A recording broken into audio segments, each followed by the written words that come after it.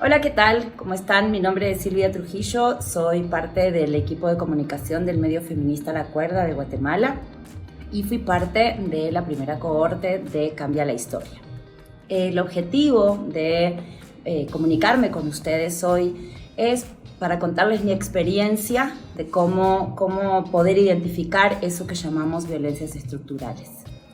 En primer lugar, pues claro, ya tenemos la definición. Sin embargo, hay que tener claridad de cómo esta violencia o estas violencias suceden en sujetas situadas, se encarna en sujetas que están ubicadas en un tiempo, en una historia, son nombradas por sistemas de opresión y eso es importante tenerlo claro. ¿Por qué? Porque si, por ejemplo, pensamos que este sistema patriarcal, capitalista, edadista privilegia algunas características, las mujeres de adultas mayores, por ejemplo, van a sufrir violencias específicas en ese sistema que las nombró y las colocó en un lugar específico.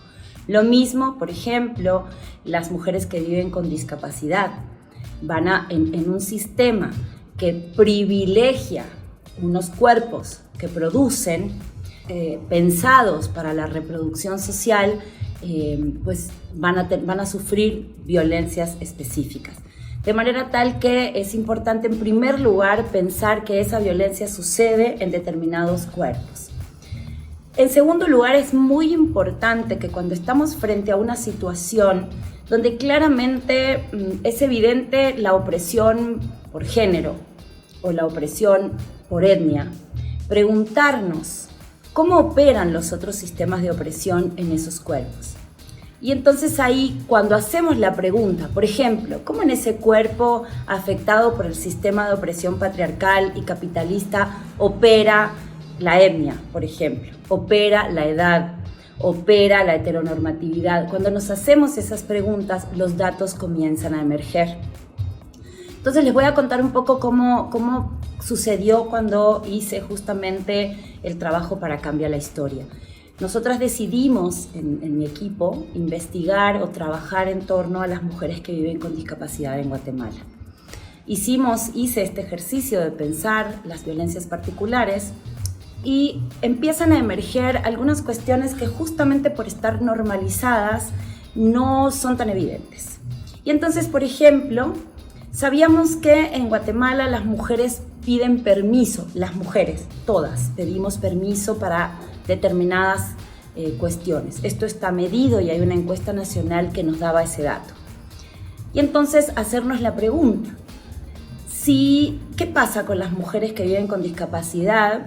Si tienen que pedir permiso, pero además tienen dificultades para movilizarse, por ejemplo, ¿cómo opera la categoría pedir permiso?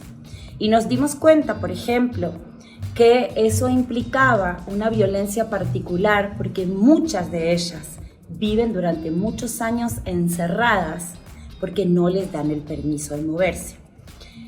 También, digamos, hay otras violencias que aparecieron, por ejemplo, el hecho del cuidado y que la excusa del cuidado operaba también como un factor que las mantenía y las mantiene en el encierro. Luego nos seguimos preguntando, por ejemplo, por qué pasa con el Estado y entonces obviamente aparecen otras violencias.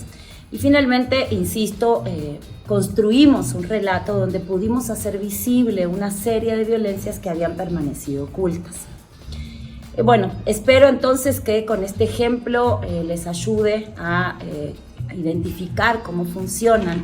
Y en todo caso, quiero cerrar diciéndoles que nosotras ya sabemos hace mucho tiempo, las mujeres, que nombrando y denunciando contribuimos a comenzar a resolver algunas cuestiones que ni siquiera son vistas como problemas. Y entonces, como no hay violencias y opresiones sin luchas y resistencias, pongamos nuestro granito de arena justamente para ir cambiando la situación de vida de las mujeres.